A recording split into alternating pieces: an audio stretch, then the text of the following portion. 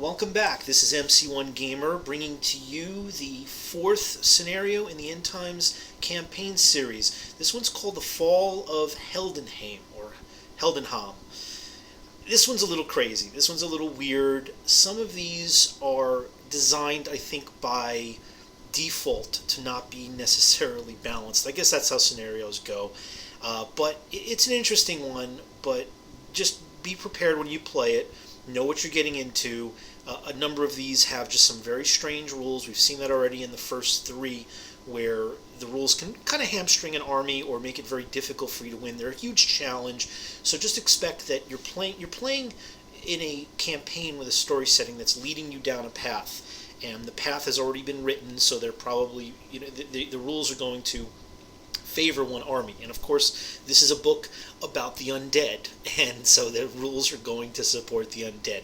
I was fortunate enough to have Anthony from the Sustainable Center join me again for this and the next one, which is also a very strange one and also plenty wonky, and they're going to be fairly quick. So I'm not going to give anything more away other than to say that maybe the title kind of tells you a little bit about how one-sided this one could possibly be. So here's some of the details.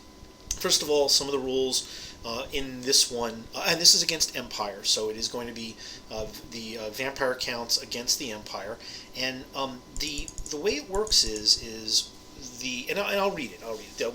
With the main bulk of the defenders of Heldenhame occupied with an assault on the city walls, Manfred von Karstein led a surprise attack on the castle that lay at the heart of the city.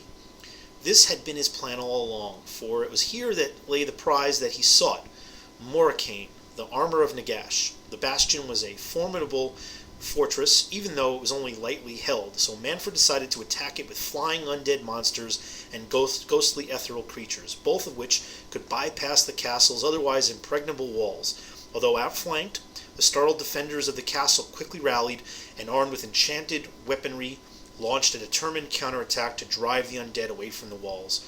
So this is Manfred again, and of course a lot of these missions are meant to to go along the path of bringing back Nagash. So the end time rules again are in effect, although Nagash is his physical form hasn't been restored, and his minions are trying to gather up various different artifacts that he'll need once he is back.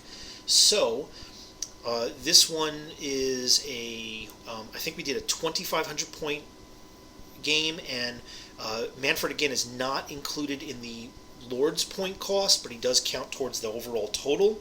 The vampire counts are considered to be the attacker. They automatically get first turn.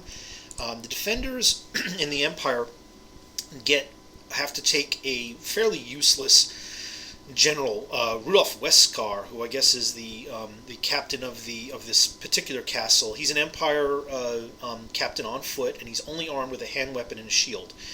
The victory conditions are as follows, and again, this is where some of the craziness comes in. The Empire player wins immediately if their general, Captain Westcar, kills the general of the undead, Manfred, in a challenge. Which he's clearly not going to try to do. The undead player wins immediately if my general ends an Empire turn within 6 inches of the outer wall, and I'll explain to you how this looks in just a second, where there's no Empire units within 12 inches of him. And that's really easy, and that's where this comes into play. We're going to be sandwiched in between the walls of the castle and the Empire forces. And so the forces are undead are surrounded here. They were attacking this castle, and then all of a sudden this counterattack occurs with a large force of Empire troops and war machines and cavalry. And but I would win if I managed to keep my general's going to start essentially within 6 inches of the wall. So all I have to do is clear the Empire at the end of one of these turns from being within 12 inches of me. That's just no units of his. There's a way that he can counter that, that the Empire can counter that, and that is that he gets these reinforcements. They only can be units that are detachments or with regimental units. So they're not going to be any of your elite forces. They're just the bastion, the from the fortification, any of the defenders from the fortification. So what happens is at the beginning of the Empire turn, you can deploy any of these at any point touching the Empire wall, and they can then they can't march just like in the last scenario. They can't charge. They can move, and but you want to have a large enough block or several enough of these that they can withstand any of the attacks from the right up in their grill forces of the undead. So you can bring in reinforcements. You can actually hold some of these guys back and bring them in successive turns. But still, you probably want to just fill the box. So I had to take that into consideration. Another of the special rules is that all lords, heroes, and champions on the Empire side are considered to have their weapons. They all have magic weapons. All their weapons are considered to be enchanted. So ethereal creatures will still be able to be affected by any character in the Empire army, which is good. That really helps, and that's going to be important now once we get to some of the special rules for the undead side. The undead still also have some other special rules. Death on the Winds, which is +1 to cast, or rather -1 to the casting cost of any of the spells that they have access to, and they'll crumble 1 less as a result of any close combat results. So Lord Manfred has to be the general. Rudolf Wesker, the captain, has to be the general, and of the Empire. He does get some additions to his characteristics. He's considered to be at +1 strength, so he's above normal human in the Empire army. And at once per game, it says he can draw on his inner strength, and he can get something called heroic killing blow, which is great because if there's any large creatures or basically anything he can remove from the battlefield that the undead can field, which is a big threat. Here's the biggest factor, and we saw this in the previous scenario where I was able to take basically an entire mounted army where Black Knights were considered core. In this one, any units that can fly, any units that are ethereal can be my core, and that's over the top. As far as I'm concerned, that's a little too much, and I did not embrace this at all. I mean, I took a bunch of flyers, and I took a bunch like Vargeists, and I took a bunch of ethereals, but I could have literally put down 4 Terrorgeists. I could have had 2 Terrorgeists in my core, maybe even 3, because depending on what the actual total point adds, I could have had 5 Terrorgeists because they can all fly. I think that's short-sighted of GW. Now, mind you, this is also they can be easily taken out by cannons and other effects, or minimized in terms of their effectiveness. So certainly, these really very skewed lists can be a trap and can fail miserably. But that's a lot of Terrorgeist. So I didn't want to make this an unfun game for Anthony. I'm sure that if I tried to play a very skewed list, he would have answered in kind and would have been able to handle it. But we're not playing that kind of a game. The battlefield, as you can see here, and this is the board with deployment.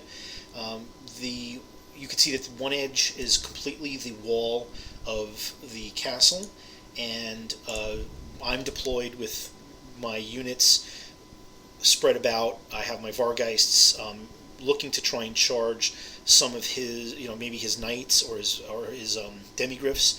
I have a couple of spirit hosts with the intention of trying to gum up his steam tank, maybe charge one of his other war machines like that volley gun. You can see I have a 10-strong unit of Hex Wraiths, and they're facing the other way. And the reason why is because they're fast cav. I can march easily 16 inches the other direction because my general is sitting right in front of them. But if I needed to, if he moved up a lot of his units within range and do one of those soul strides or spirit walks. But what I really wanted to do is if he had any units that came on board, I wanted to be able to either charge them because I have terror and they're not going to be within general's range or within the BSB, so they're probably going to be on a very low leadership, or I could soul stride through them and ruin their day. There's 10 of these hex wraiths. And way back in the corner, you can see where I have my crypt horrors. I had a couple of different thoughts there. First, I could charge the flank of any unit that came out on that side. And secondly, if he did move up any of his knights or demigryphs, but they're all mounted troops, and they'll have to take difficult terrain tests to get through the forest to get to me. So that's something that I felt that I could protect myself and shield myself. And we didn't do a lot of terrain because most of this stuff would be deforested or cleared such that the defenders of the castle could see quite far. And this is a small table, so you can see my deployment zone is 24 inches from the edge of the castle, and then his is the next 12 inches beyond that. So it's really, overall, it's like a 4x4 board. Not very large, and we did 2,500 points, and you could see that we certainly filled up the board. It could have been a lot more cluttered. So he had a large detachment of what he initially was going to take as halberdiers, but he took them as Empire State Troops. And here's a look at my right flank, and here's a nice picture of my converted up grave guard. My theme is Mouselin, as you may know if you've followed any of my other videos. So here's my left hand side with my crypt horrors and nice open block, just inviting Anthony to put his Empire State Troops there or on the other side of my grave guard. And here's the Empire's forces. So he's got a force. He's got a unit of 5 knights, 4 demigryphs. Behind that, he's got a detachment of archers with his kind of mini light council, steam tank, volley gun, an engineer. Behind that is his cannon. I believe that's a Hurricanum, another unit of 4 demis, and another unit of 5 knights. So very cavalry heavy, and certainly a strong army, and very well built to take on undead with two banishments. So turn 1 goes to the VC. I got +1 by default. I did win. He could have gotten first turn, which certainly would have been helpful, but I stole the first turn, and I charge immediately with my Vargeists. I have my Fel Pegasi that I sometimes can use as my Vargeists. So I charge them in, and I'm looking just to try and trash one of those units of knights. Then I charged with both of these spirit hosts. So I charged one against the steam tank, which was a pretty long charge, and then the other one into his volley gun, just figuring I could try to hold up or near at least one of these for the turn. And I made it in easily with my Vargeists on these knights. These knights are going to have a pretty bad day. There's 5 of these Vargeists here, but I fail with both of the spirit hosts, which I expected. But then they provide a little chaff now. And then knowing that the crypt horrors were covering that side of the board, I figured I'd reform my 10 hex wraith, and I roll a decent magic phase and attempt to summon some more crypt horrors. So I try to do a boosted version of Rise, the Grave Call, and that would have allowed me to get 3 more crypt horrors, which I would have definitely populated right into one of those zones. And prevented him from either getting in there or provide some reinforcements, and he blocks them. I think he's chucked almost all his dice. And I didn't have a decent sized magic phase, but I had 2 extra. I do have the Black Periapt, which is one of my favorite of the VC magic items, and so I threw that in there on the caster, the Master Necro. So the Vargeists easily make short work of these mounted knights. And I don't even think they got a chance to strike. Being that I'm frenzied, I had to overrun. And so Empire turn 1, his militia comes in, and they come in a horde form, in a more of a wide formation, a horde formation. I figured he might come in with a bus, but that's pretty smart. If he does that, then if I charge, there's no way I'm going to get a flank charge because most of his frontage is showing to mine. So I'm going to have to hit him in the front, so he won't lose out on some of the combat res. And then he tries to move his steam tank into my hex wraith. It's pretty long. He had to roll pretty well for it. He falls pretty, quite short, but now beautifully in easy charge range now of either of my spirit hosts. And then he moves up his demis and his other unit of knights on the upper part of the board. And he moves up his other demis. These are quite surely out of the charge arc of this spirit host, but then take a look at my Hex Wraiths. So I could easily get a flank charge on him, which is definitely what I would intend to do. And he moves up his detachment of archers with his wizards, so they're within range of a variety of spells. And one of them is a banishment, I believe. I don't think he tried to go after my main block, my Graveguard with my characters with banishment, because I had magic resistance on that unit as well as wards on the characters. So I was pretty well protected, and plus that these Spirit Hosts are a much more important target in the initial part of the game, just clearing them away because I'm using them as chaff. So he just erases this one.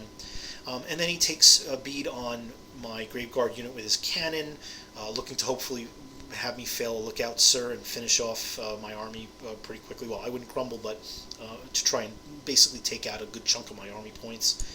And I make my Lookout Sir, and even though I have an Iron Curse icon, I do lose, I think, 5 or 6 Graveguard.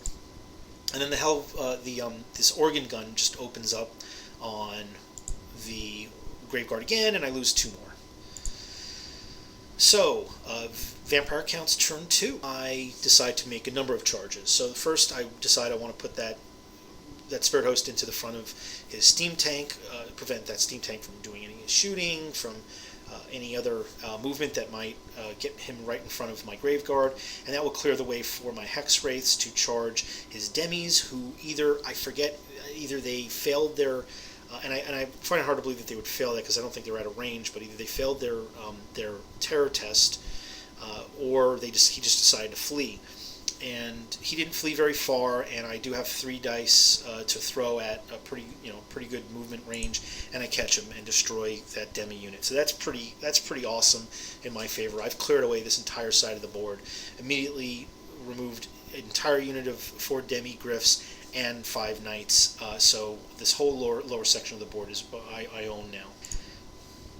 And I declare charges also with the Crypt Horrors into his State Troopers. I should be okay here, and if he does move up with his units in the rear with his other cav, I figure by that time I should have some reinforcements to help take care of that, maybe some raises with some additional units, or bring my Graveguard to bear.